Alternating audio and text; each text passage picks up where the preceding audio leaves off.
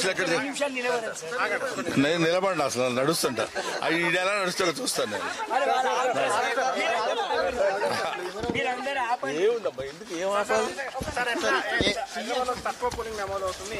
దానికి నేనేం చేయను.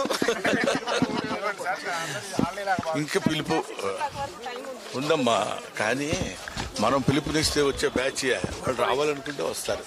Right, they should feel it. నేనేమి ఎవరికి చెప్పను, నాకు నేను చెప్పుకోవడమే కష్టం.